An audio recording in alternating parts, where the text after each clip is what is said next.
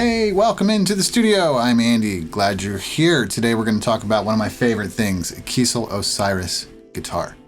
I've had it for a while now, so we're going to talk about like what I like about it, what I don't like about it. We'll do some tracking, let you really hear this thing if this is of interest to you, and the Kiesel experience, all those kinds of things. We're going to do all that stuff today. So glad you're here. If you just go ahead, why not hit the like and subscribe? Because you haven't seen anything yet. That's why, right? I shouldn't.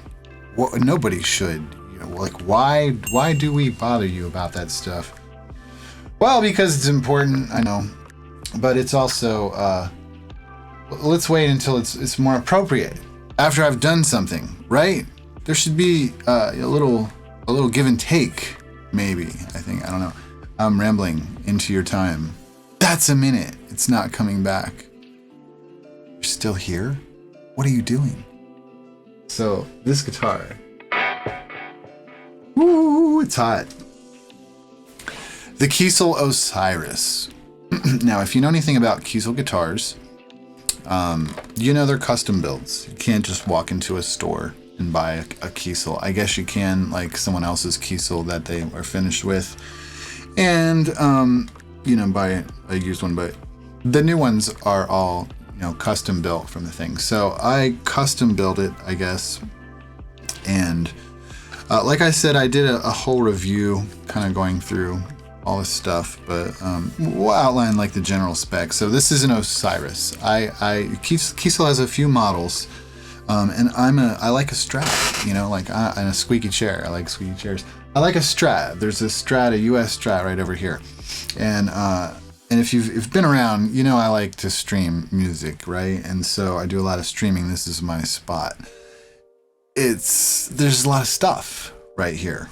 And even like right now, I've got extra stuff, like some baffles up over here, kind of blocking some noise as we're doing quiet things, which kind of makes me want to... I don't really like the tone of this microphone. Let's change it, shall we? Let's go over here to Raven. This is, oh cool, how convenient. This is our vocal channel over here already. We're using a 269. Let's change to an 800. This is the Slate ecosystem. And this will give us, yes, less of a MIDI sound, more of an appropriate sound for, for talking and chatting and stuff. So we're talking about this Kiesel Osiris, and I went with this model because, like I said, I'm a double cutaway kind of person. I like Strats. I know I didn't want the single cutaway thing, and just weird body shapes either.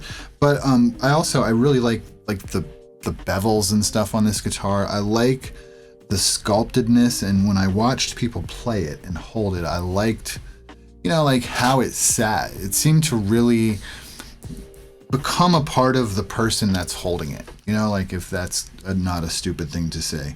But that's what I was looking for. So like I was saying, my spot is, it's tight. There's a lot of stuff around here.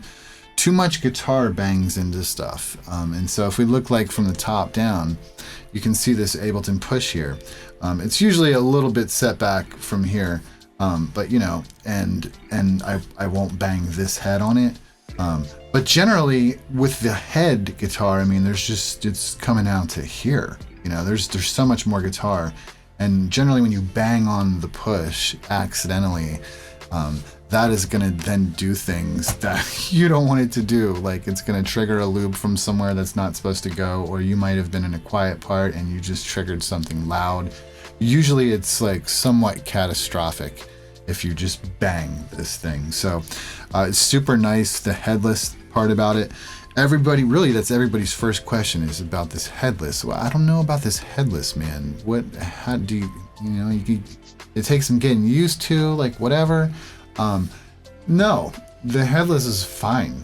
I didn't even give it a single thought. I think in the top of my mind, when I bought this guitar, this is a very expensive guitar. It's $2,000 I spent on this guitar, slightly more, I think. I'm not a $2,000 guitar guy, usually. I have a $200 Ibanez, a $400 Ibanez, and here's a $700 Schecter out here. The US Strat at 1,000 was, or 11 or something. That's kind of generally my priciest guitar. Later in life, it was in recent years that I got that one. And there's like an Epiphone Les Paul out there. It was $200. I'm just generally not an expensive guitar kind of a guy. But it just so happened that I was selling a dirt bike, actually. It was quite pricey dirt bike that was worth a lot. And so I was able to, it was like a grow up move. It's time for Andy to grow up, sell the dirt bike, stop, with the ridiculous risks to bodily harm that I was having right outside that door. And put that money into something, a little more safe and appropriate. So that's why we have the Kiesel. So was it worth it? Am I happy that I spent that much money on a guitar? Do I like it that much better than the other guitars? Yes. Yes, and yes. I really do. I really love this guitar, like everything about it. So like, just like I was saying, the form and fit, like it definitely becomes a part of me. Its weight is perfect. It's like it's not heavy. It's super light, but it's not like so light that it feels like it should. That's the weight that it is. Like you may not. I handle a lot of things. I live out here. That sounds strange. I live in the country out here, right? So we have a big property and there's lots for me to do. I build a lot of things. All of the furniture around me, I build. And so, but I handle wood and various types of wood and things a lot, and trees and I mean, I know wood pretty well. So, again, strange things to say. This feels exactly like it should. This is one piece of swamp ash wood. There's no seams or whatever. And so one of the things I really like about it is look at the grain and look at how they chose what they chose. If you look at this, it doesn't stand out to you right away, but if you really kind of pay attention, there's a huge fat stripe right down the middle here. And the way it's balanced and perfect through the horn, I mean, that's perfect. You pay extra for a one piece of wood, and it's nice that it's obvious if you look at it that is one piece of wood and there is no place where there's a seam or a joint. And so it feels exactly like a solid piece of wood should, that like weight wise. This is useless information, isn't it? So then we have the neck it's a one piece maple neck. I went with one piece. I know like 5 piece, 7 piece, all this stuff is popular with people. And they make make for really pretty back of necks. My back of neck is really boring, but like I don't ever sit in front of the camera like this. When it came to what I was gonna put dollars into on this guitar, the back of the neck wasn't one of those things. Now I know that it's not just an aesthetic. There is an aesthetic. There is, some reasoning to the multiple pieces with the longevity of, and health of the neck. But I feel like in this case with the Kiesel neck is reinforced with 2 pieces of two carbon fiber rods. Like these necks are probably, if not the best, close to the best built guitar neck that's available today in the world. And so I figure this neck is already that much better than any neck that I've ever owned, for sure, I'm sure. So let's not invest a couple $100 in making the back of it look pretty, because I'm sure it's still a great neck, and it is. I've had this guitar now, I guess it's been a year and a half. And yeah, I mean, I've certainly not noticed anything funny about the neck or anything like that. So let's bang it into stuff, bang the whammy bar. So speaking of the whammy bar, it has a Kiesel hipshot tremolo. I am a guy that likes a whammy bar, so that was kind of necessary for me to get the one with that. So that has made things more difficult. I will be completely honest about that. Why not? That's the point, right? Scratch that. I'm gonna lie. The it's you know, it's a tremolo. So tremolos are tremolos, and you know how it goes. You've got a tremolo thing here, and you've got tension from the springs on the front, and in the back you've got, behind this plate, 3 springs that are attached to the body. And so that has to all be in balance. So little things like today I changed the strings and I put some hybrid strings on this guitar, which are, heavier on the bottom and lighter on the top, which it was a different brand from what I usually used, or what was on it before at least. And for whatever reasons, I had to readjust, how the trem sits, because this needs to be flat down here. So I had to adjust these screws and these springs, basically, the tension in the back of this, to get that balanced correctly for these strings. And so, there's that type of thing when you're working with a guitar like this with a tremolo, and we get used to that as tremolo players. Now, this guitar is the most sensitive guitar that I've ever played, and like the tremolo thing, I guess, is part of that. I guess that's probably mostly what I'm talking about. It's like the tremolo that's so sensitive. It's a floating tremolo, of course, and it floats on a razor edge, and it does very well. It does very well as far as staying in tune. I've found that it's not like some magic thing that I can just wail on and always expect to be in tune. But I've found that if I play this reasonably, with not like a jackass, and use the whammy bar and for flutters and whatever, and we'll fuck around with it here in a minute, and oops, it doesn't go crazy out of tune. It's just as good as any tremolo I've ever had, which have been like Floyd Rose and Floyd Rose licensed type things. All the same, I'm also the guy who can play that standard US Strat with its standard tremolo and really wail it and have it not really go crazy out of tune. There's a kind of a balance that you learn when you're playing with, tremolos between the back and forth. And I do a bit of that just like totally from habit. If I know I've really yanked it one way, I'll kind of yank it back a little bit the other way and feel it out as I'm playing. If it needs to get a little bump that way or a little pull that way, I kind of do that without thinking about it. But so that said, this tremolo is very, very good. Very good. It's smooth. The flutters are great. There's no complaints there. Restringing it and stuff like that, also super easy. It's just as easy as anything else. The ball end goes into here, and run it through there and clamp it down and tighten it down, and boom, you're good to go. How does the tuning stay? The tuning stays exactly where you left it. This guitar is so precise. This guitar is so precise. Let me just tell you, it changed more than just my thoughts about an expensive instrument, or that's not the right word, not expensive. The right word is a well-crafted instrument by an artisan. And this is an artisan-crafted instrument. And so, yes, I've never had an instrument this sensitive. And what do I mean by that? Well, what I mean by that is, let's pause this background music for a second. Play this note. Hear the pitch go up?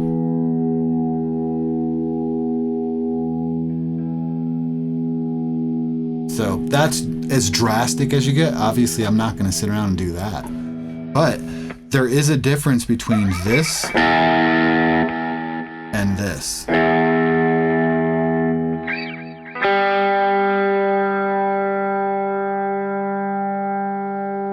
You sure hear it on the G string, right? You hear that? See if you can get an angle where you can see it. It's going sharp, flat. Sharp, flat. So this is very important, So I got my lovely new Kiesel in, and I was like, oh my goodness, let's get to it, and I went crazy, get tuned up, and I'm like, all right, it's cool, it's sensitive, tremolo, because I'm having trouble keeping this thing in tune. I'm like, what is the deal? I'll tune it up, and I'll be like, go to play, and it is out of tune, and I'm like, is it broken? Like, what's happening? I'm used to like this. I'm used to other tremolos and stuff, and they're just not so sensitive like this. And I didn't, so that's one thing that I didn't realize about this guitar was that. And so once I realized that of course fixes a lot of it right there. Tune it like you're gonna play it. If I'm gonna be sitting here playing like this, sit up and tune it here. Don't tune it kicked back here, because this is two different things. This tuning and this tuning are absolutely different. You know, that's not gonna work at all. This isn't the guitar you lay back on the couch with and play, unless you've tuned it to play laid back on the couch.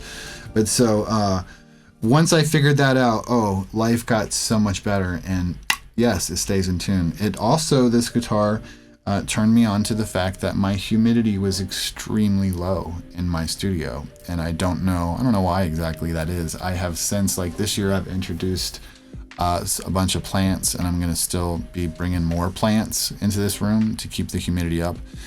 It does get super cold, you know, like this week it's been freezing and well below freezing the last week, and so the humidity has gone down into the low 20s naturally in this room. So I have a humidifier, of course, and I keep the humidity raised and try and do the things. But this guitar is what caused me to like check all that stuff out, like for real, because it just got me investigating what are the things, why do I have to tune my guitars?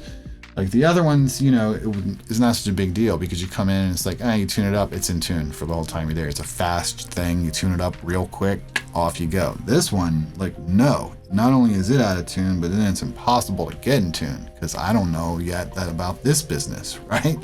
And so,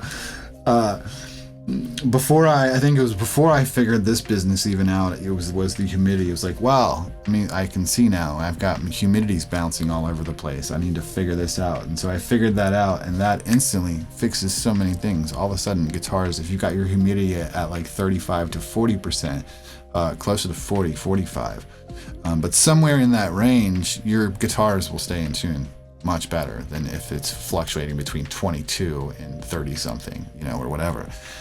Or just staying really low, because you'll tune them up and then out of tune they'll go directly hours after you've left.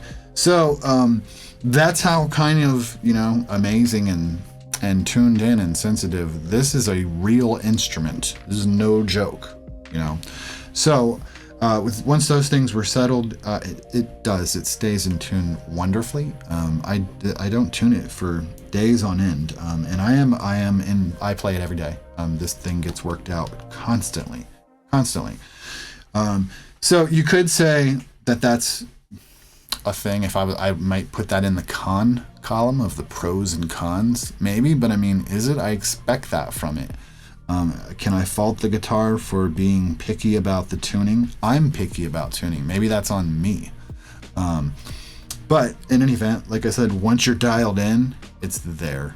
So as I sit here, that makes me think about like the balance. One of the things that no one talks about on this, it's just so well balanced. I play the piano and stuff while I'm streaming, and I don't take the guitar out of the lap. I move my legs around, you know, I'm hitting these buttons and stuff. It's kind of here. I might give it a little rest here with my arm as I'm doing something, or a little tag right there. But I mean, generally, it's not going anywhere. I can't say that about any of these other guitars. You can't really do, it doesn't just fit in your workspace and become a part of what you're doing. That just doesn't happen. It's just so ergonomic. I guess that's the word for it. So let's help over here. Let's talk about how it sounds, right? So we've established everything about this guitar aesthetically, and the way it feels, holds. We've even got these illuminated. It's got the illuminated side dots on the neck, which is kind of cool and handy. You kind of have to like charge them up with a bright light, but they will stay lit for a little while if you're like in the dark. And if you're in the dark, you can see them. It's really good. But so everything about the guitar, yes, worth every single penny. They did such a fantastic job, like I said, with the way they put the pattern on the grain, put the wood to this pattern, and all of the work the machining, everything is impeccable. There's flawless. There's not a flaw on this entire thing. Absolutely worth all of it. So, I'll let you hear first how where I've landed basically with amp wise. Now, I can say, yeah, I do have a real amp behind me, this Marshall DSL, which I get similar tones from. I have a bunch of videos for the DSL. Look up here. Hopefully I'll put a link up there. I hate when I do that because now I have to go put a link up there.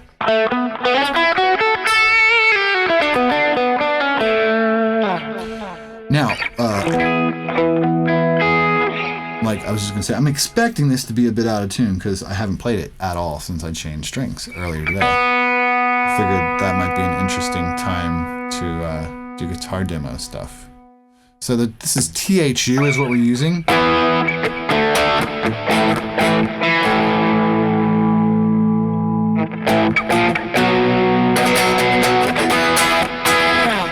THU that we're using here, and yeah, you can see how the tuning goes. Now, I like my E strings flatter than every tuner says they should be.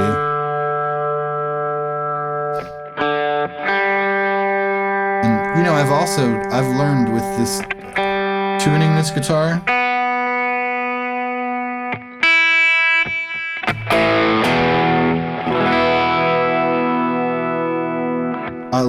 I love the physical method of it. That, you know, they're using this instead of having to reach up here or do a thing.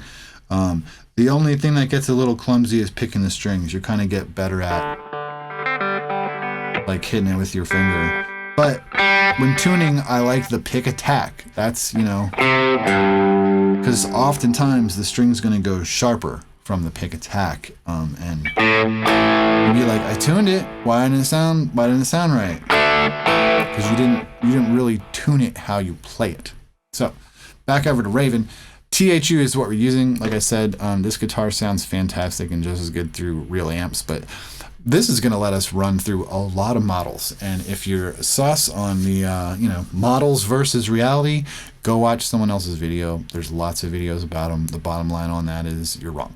The amp models are fantastic. Good enough to play with.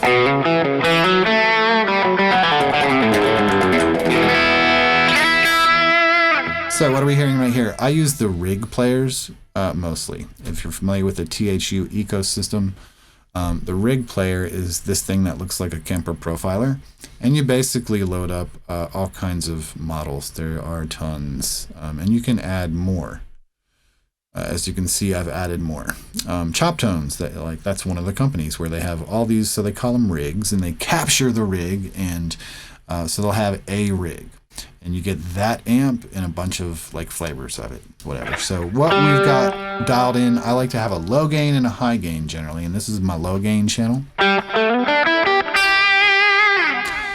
And this is an ADA MP1. That's one of one of those amps from like the 80s, mostly a metal amp. But so I've discovered I'm very partial to the EL34. The EL34 breakup, like there's something magical in the world of EL34s. It's what I prefer to use in my real amps, like the power amp section. I just love, there's something jangly about that EL34.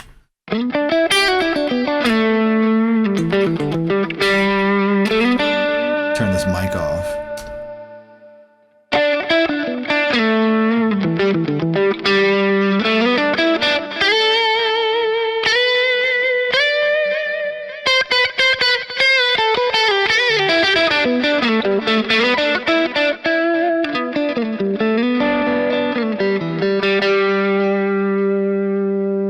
So this particular amp model lets you get a little bit of that grit, you know. It's a great tube distortion kind of a thing. And so one of the things I really like about this guitar is that tone. These are like single coil tones kind of that you get on positions 2 and 4. These are Kiesel pickups. They're the Holdsworth models, the pickups, the Alan Holdsworth Kiesel models. And, you know, I thought I would be replacing these pickups with the pickups that I put into this $200 Ibanez back here, which are Fishman Fluence Tosin Abasi, which I have a video about that too. Stop making work for yourself, Andy, but there should be a link up here. Dude, they're so good. Those pickups are so good. And when I got them, that came in and I did that mod right before I got the Kiesel in. And yeah, after I put those in and I heard those and I was like, oh my God, I had never heard Fishman Fluence pickups in person. And like, oh my God, I never played them. They're so good. So like I said, I have a video, check it out if you want to learn more about those pickups.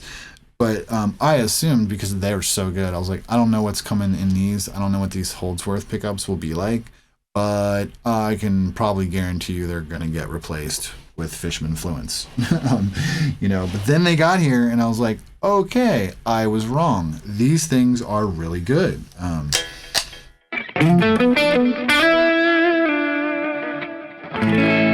Woo! We've knocked this out of tune, haven't we?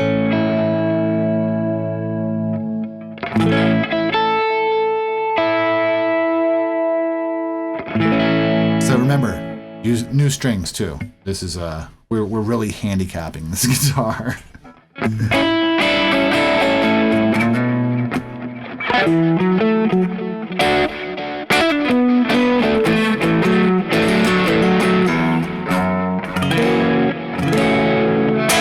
Like, what am I playing? That sounds like a song. Maybe Little Wing or something. But anyways, you hear the tone. I didn't prepare anything to play today. I never do.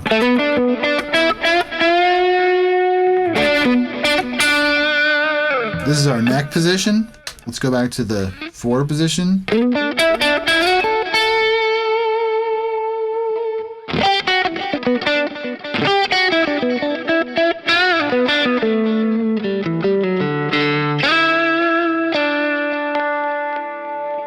Center position. So here's a position I never used until I got this guitar. I don't know. I just never used the center position on it, like any guitars, the all pickups or both pickups or whatever.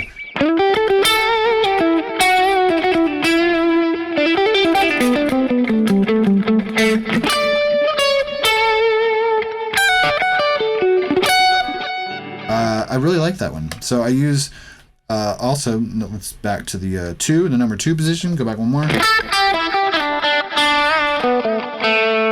It has the same characteristics that the 4 does, which is that they have single coil characteristics, as does the neck pickup. It has a little bit of a single coil characteristic to me. So I end up using this one like a lot.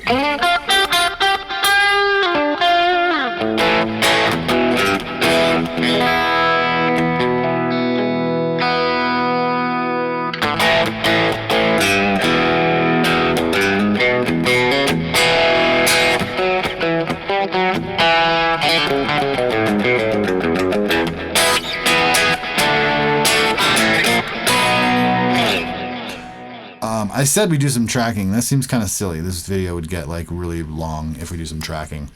I'll do another video for that. Watch out. Be on the lookout for that. If that interests you, I'll do that maybe next or the one after. But because I kind of want to do that anyways, to run through. This thing's capable of a lot of tones. It's kind of worthy of a video, all of it its own, you know, to just kind of run through the tones. Because generally, I'll hit you with them real quick, and then we'll demo some amps, right? And then we'll get out of here. But generally, like I said, I use this one a lot. And I generally will start most projects with a mid-gain sound like this. And I will go through and play, you know, most of the whole song, if not the whole song, with that mid-gain sound. And then I'll build my guitar tone around that, like some super heavies panned out to the side, you know, and then some other stuff filled out through the spectrum of panning, you know, like use it all. Use your whole field. But generally, like that.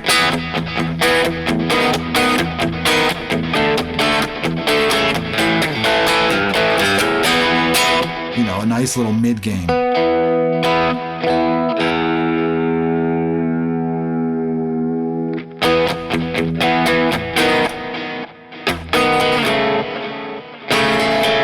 So that's that. Hit down, switch channels. Want to go to the bridge pickup in the high gain.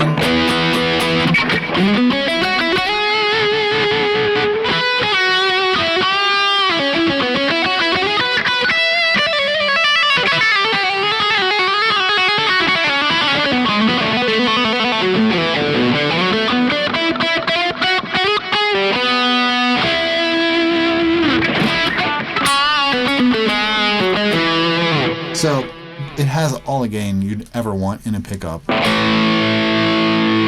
Clarity. We can pull our volume knob back.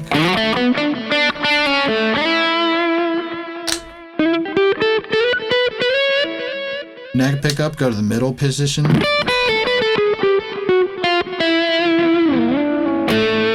It's not a bad roll off, you know.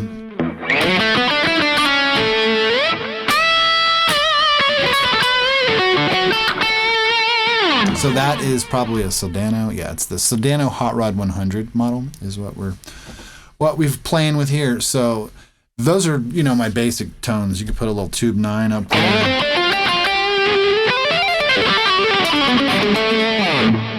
It's just got it all day long. And so as I run across the fretboard, that reminds me, it's another thing that I really like about this guitar is how smooth the fretboard is. If you wanted to do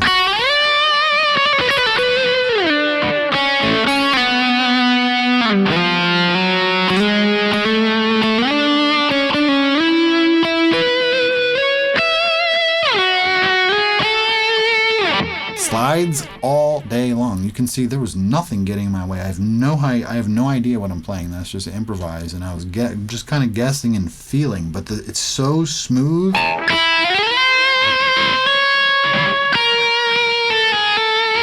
You can kind of guess your way into where you need to go.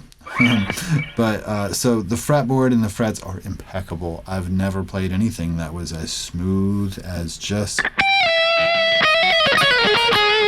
As glidey wonderful as this fretboard is just amazing. It really is. So let's try some other amps, right? So everyone likes Friedmans. These Friedman models are pretty good, right? Let's see what happens with these guys. Naked Blue Clean. So this is that's bridge pickup. Whoever uses bridge pickup with a clean.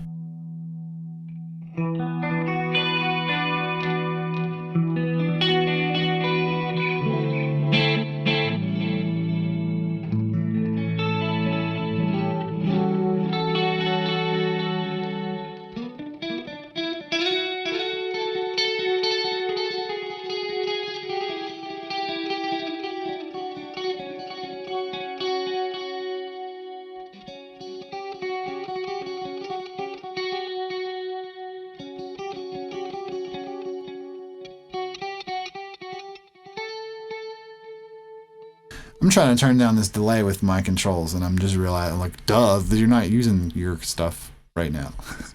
Dummy. This is these other presets. So yeah, to hear this.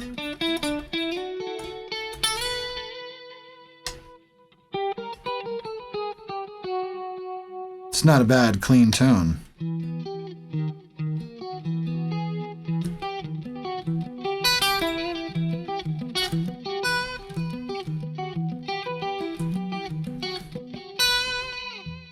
I like that. Anyways, let's get a little crunchier.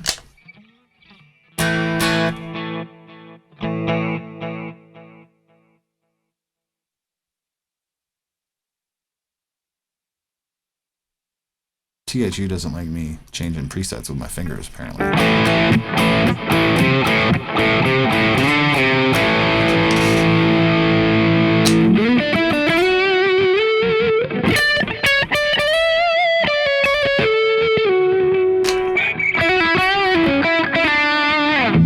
You know, Friedman's, they got all the same stuff. Same sounds.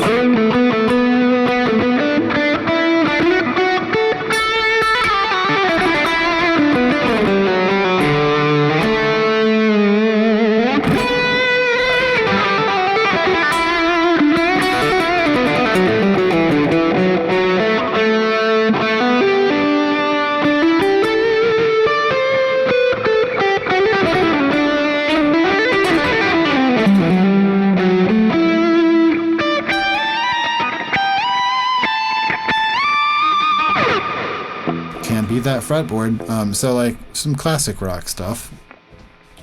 Let's look and see, you know, some Marshall type tones. Don't do that. Just go to the preset, maybe. Nope. Sometimes it'll let me use my fingers and other times it won't. So there we've got the classic Marshall tone.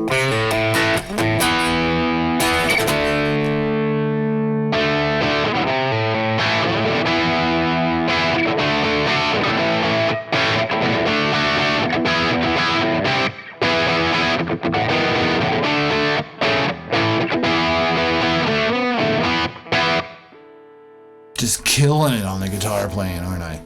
Let's go to the next preset. Rocking through here, making a little solo-y.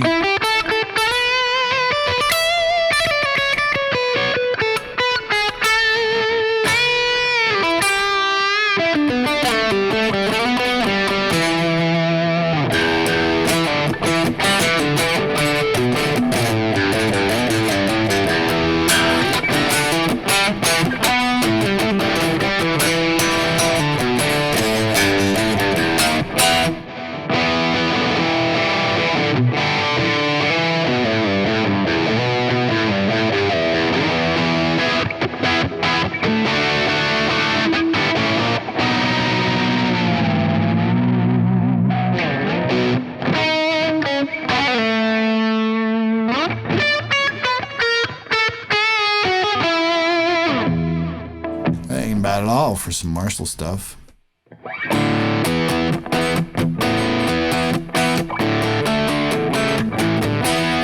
Go over to a DV style.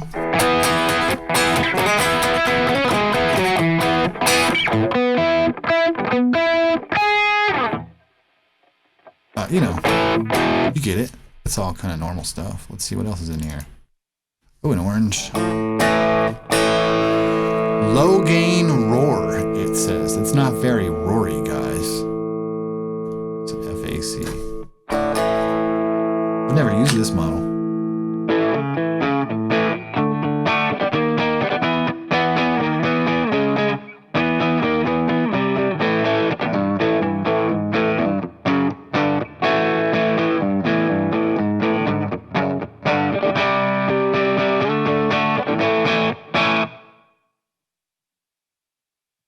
Not bad, doesn't thrill me. Ooh, Bogner. Ooh, that's some mid-scoopy shit right there, isn't it? Rhythm.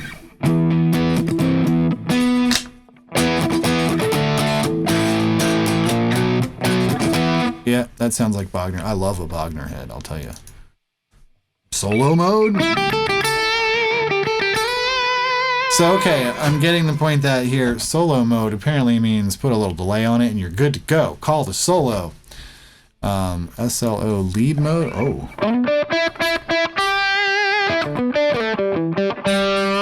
I've owned this exact purple preamp. That is what it sounds like.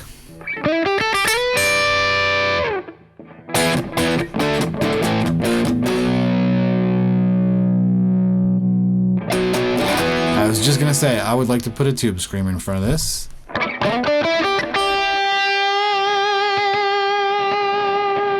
And drive that son.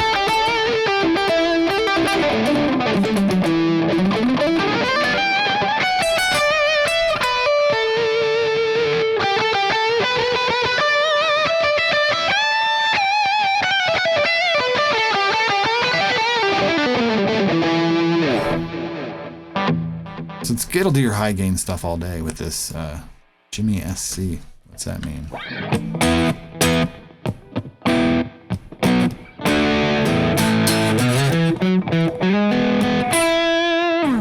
Fuzz face up on there.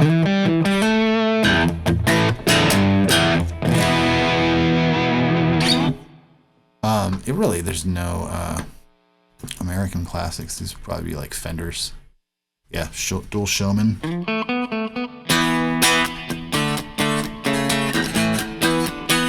It says dual crunch.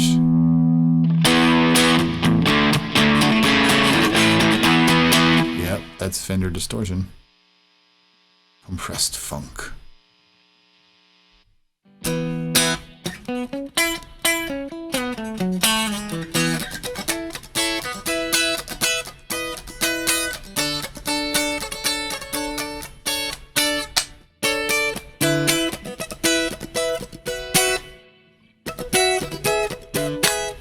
Oh yeah, it's out of tune.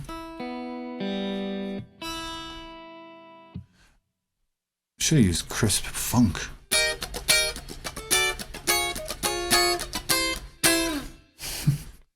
Seems to need more of stuff.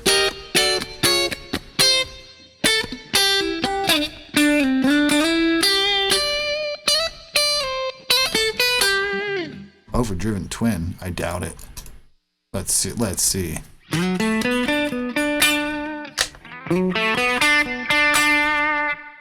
Let's drive it, shall we?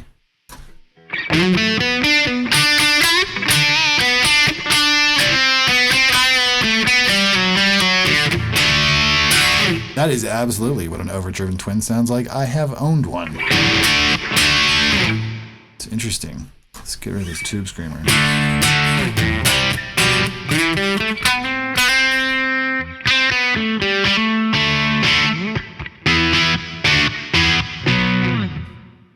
So anyways, Fenders, reverbs, reverbs, that's a good one. Fenders, Marshalls, whatever you're going to throw at it. This thing through Friedman's, Soldanos. We've just been through quite a few. I love it. This guitar is fantastic. The knobs are fantastic. You know, they turn like just so good. The switch is good.